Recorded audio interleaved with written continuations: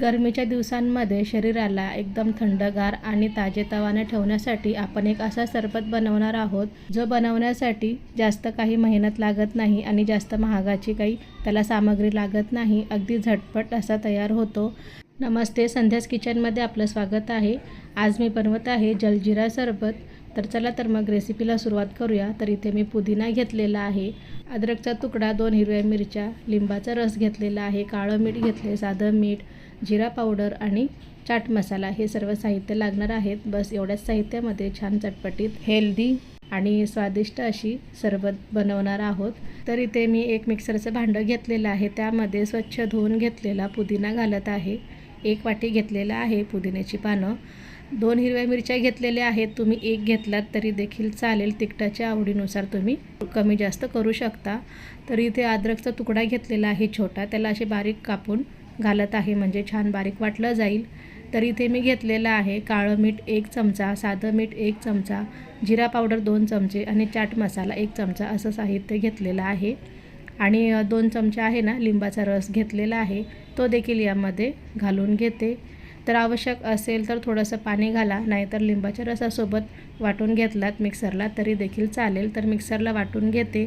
तर यामध्ये तुम्ही ना कच्च्या कैरीचे छोटे काप करून घातलात आणि एकत्र वाटून घेतलात तरी देखील चालेल, किंवा चिंच घातलात तरी देखील चालेल. खूप छान आणि स्वादिष्ट असा सरबत तयार होतो. तर पहा, अशा पद्धतीने वाटून घेतलेला आहे. तर एका वेगळ्या भांड्यामध्ये 3 वाटी पाणी घालत आहे. तर आवश्यकतेनुसार तुम्ही पाणी कमी जास्त करू शकता. इथे मी 3 वाटी पाणी घेतलेलं आहे, तुम्ही 4 किंवा 5 वाटी घेतलात तरी देखील चालेल. तर हे वाटून घेतलेलं जे मिश्रण आहे ना, ते मी पाण्यामध्ये घालून घेते आणि छान प्रकारे त्याला मिक्स करून घेणार आहे.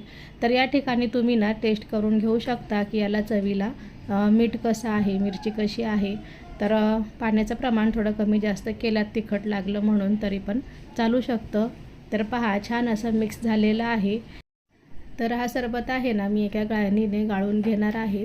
तर त्याने काय होईल ना, मोठे कण आहेत जे वाटून घेतलेले, ते घशामध्ये अडकणार नाहीत. पिण्यासाठी स्मूथ असा रस तयार होतो.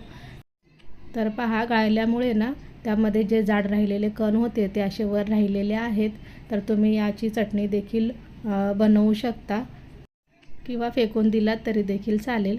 तर पहा, एका ग्लासामध्ये बर्फाचा तुकडा घालते आणि तयार झालेला सरबत घालते. तर मस्त असा थंडगार घरच्या साहित्यामध्ये बनवलेला झटपट जलजिरा सरबत तयार झालेला आहे. अगदी स्वादिष्ट देखील आहे आणि बनवायला देखील जास्त मेहनत लागलेली नाही.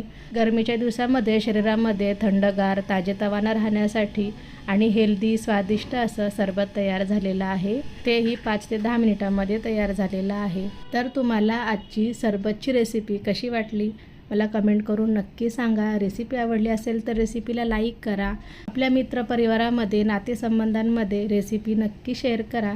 आणि माझ्या चॅनलवर नवीन असाल तर चॅनलला सबस्क्राईब करा.